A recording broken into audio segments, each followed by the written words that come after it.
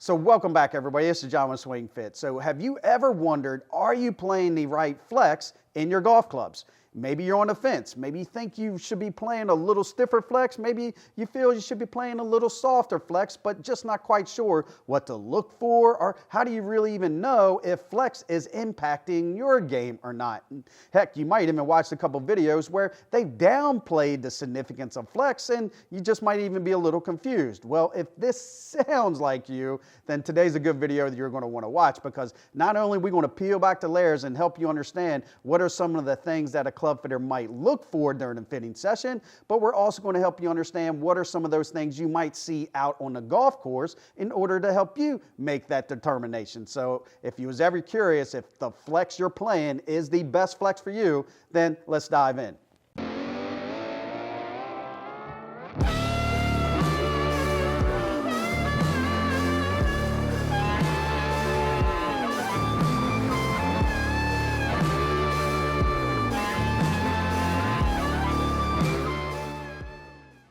So before we get too deep, I do want to take a quick second to welcome any new viewers to the channel. So if this happens to be your first time, or if you're just passing through and would like to learn a little bit more about the club fitting process, I mean really gain a better understanding of what are some of the things a club fitter might do during a fitting session in order to change their customer's outcome, then I promise you, you are in the right location, and all you got to do is just consider hitting that subscribe button below and turn on that bell so that way you never miss out on any of our content that we are sharing. So if you're watching this video, there's a pretty good chance you chose your flex based off of how fast you are swinging the golf club. And heck, you might even use a reference chart that looks very similar to this right here. And depending on where your swing speed falls, you would just choose the corresponding flex designation. And there's really nothing wrong with this approach. This has been around for many, many years, and it can get you very, very close. But did you know that this is just one of the many variables that a club fitter will evaluate when they're taking their customers through the fit process? And if I'm ever going to have a fighting chance to help a customer squeak out a couple extra yards, tighten up the dispersion, or maybe even achieve a desired shot shape, be it right to left or left to right, flex can help us do that, as long as we know what are those numbers that we're trying to influence by doing so. And that's exactly what we're going to do today, because we have a player profile who's swinging the club at about 104 to 105 miles an hour. So if you remember that reference chart I showed you a little bit ago, he's right on the borderline of going into the next flex up. But the key is how do we know which one would be the better fit, and what would happen if we actually put him in a shaft that was way too soft? And we're going to do exactly that, so that way you can see what numbers would be impacted as we make those changes. So let's take a look at the customer's baseline shots while talking a little bit more about the shafts and the driver that we're going to be using for today. And for this first series of shots, the customer is using the brand new Fuji Curve Vista Pro 65 extra stiff shaft, and for all intents and purposes, we're going to use the exact same shaft in all three of these tests that we're going to perform this evening. The only difference is going to be flex, and we felt why not go ahead and start with the stiffest profile first and foremost, especially since the customer was on that threshold of going into the next category. And he really didn't do bad with this extra stiff shaft. I mean, he produced some really good numbers, likes to work the ball a little right to left, and if anything, I would say he's probably got too low a spin, and that's probably going to be attributed to the face shutting down just a hair too much. And without question, both backspin and offline are our two areas of concerns. And when you factor in the customer's current speed, all the other numbers check out very, very well. I mean, launch is great, descent's good, peak, carry, total, they're all respectable for somebody who's swinging a golf club around 104 to 105 mile an hour. It's just I would like to get rid of those dreaded pulls and those hooks, get the ball to start a little right of the center, and I would like to bring up that backspin around maybe 22 to 2500. And I do know I can play around with the loft sleeve and to influence spin, but I got to make sure it doesn't come at the decrement of the face closing and making the lefts even more worse than what they actually are now. And that's exactly what would happen, because the head that we're using is this bad boy right here. It's a Titleist TSI 2 driver, and it's checking in at 9 degrees of loft with the neutral loft sleeve setting. And the customer isn't interested in getting a new head, so we have to make good with what we are using. And here we just have to figure out, is there another way to get that head to stay back in trail deflection a hair longer, maybe keep that face open? And the answer to that is yes, we can, and Flex is going to allow us to do that. So here, anytime I see a customer is actually pulling the ball, maybe just closing the face a hair too much, I would suspect that the shaft might be just a hair too stiff. So here's what we're going to do next. We're going to actually swap out the extra stiff shaft, take the customer to the other end of the spectrum, and pop in the regular Flex just to see what the difference is.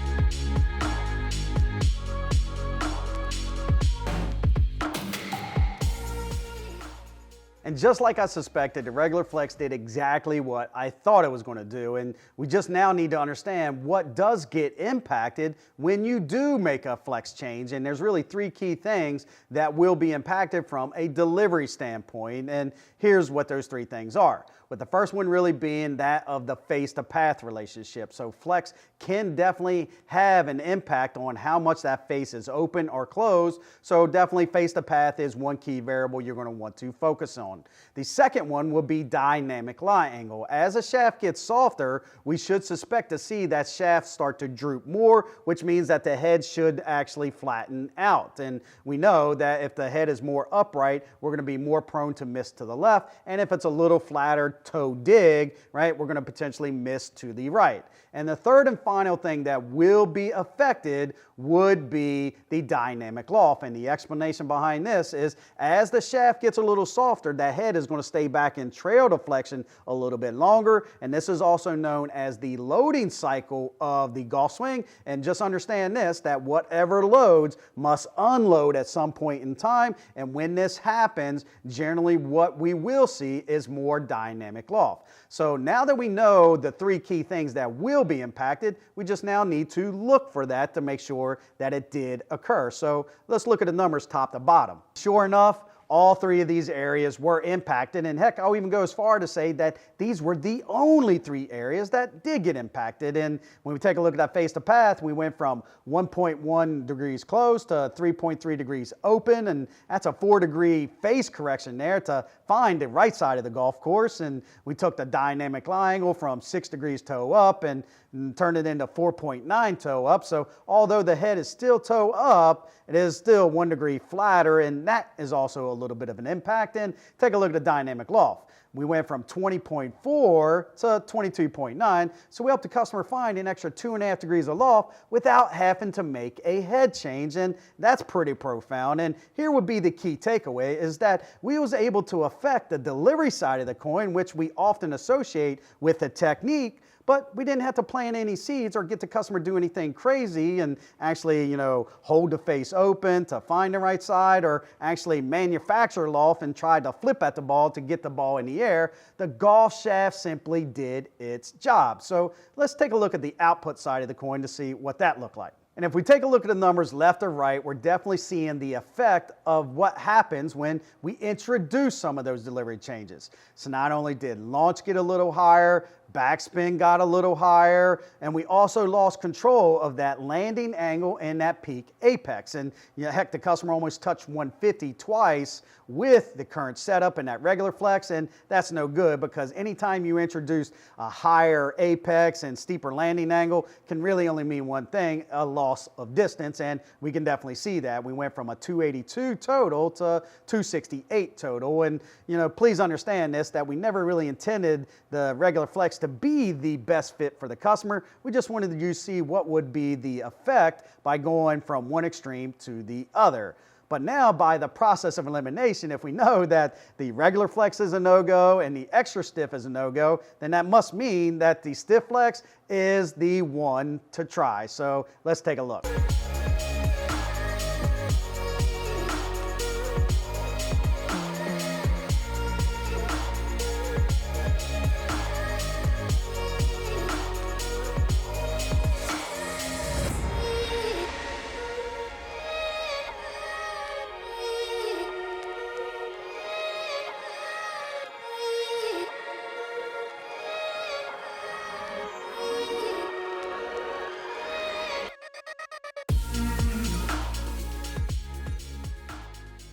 Now, there's no disputing that this is the clear winner of the 3 shafts we tried today.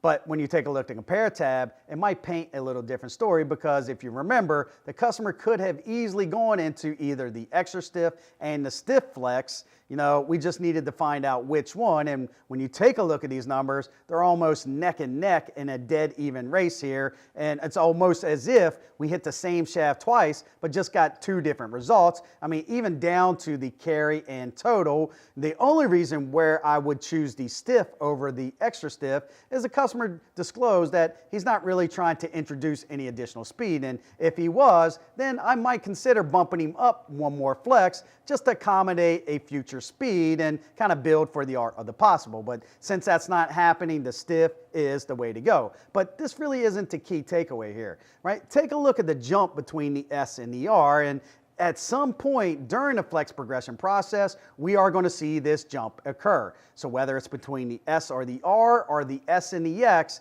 it will really all be predicated on how somebody swings the golf club as well as the shafts we are considering. But this jump will always be there, and if we don't take them through the process, we really will never know. And we have 3 shafts to try to pick and choose from. In this situation, by the process of elimination, we know that it's either going to be the stiff or the extra stiff, and here we're going to choose the stiff. And although this might seem like a great stopping point to wrap up the video, there's still one more thing I'm not happy with. So let's take a look at these last set of tracers to see if there's anything else we can do.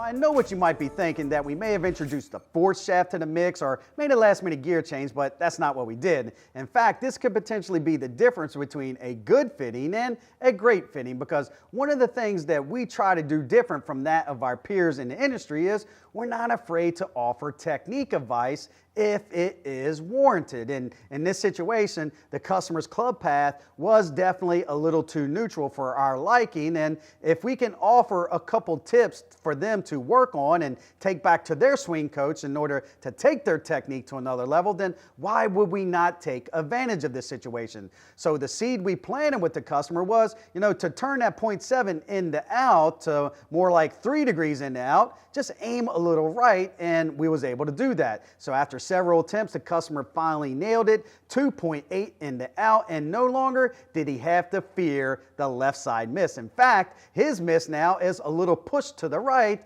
which is always better than that uncontrollable hook. So in closing, we truly hope you found value in this information we share with you today. If you have any questions or comments, please do me a favor. Just leave them in the remarks below, and I will do my very best to get you the answers that you're searching for. So until next week, don't forget to take a look at one of these videos over here, because there just might be a couple golden nuggets that can help you take your game to another level. So thanks again for watching.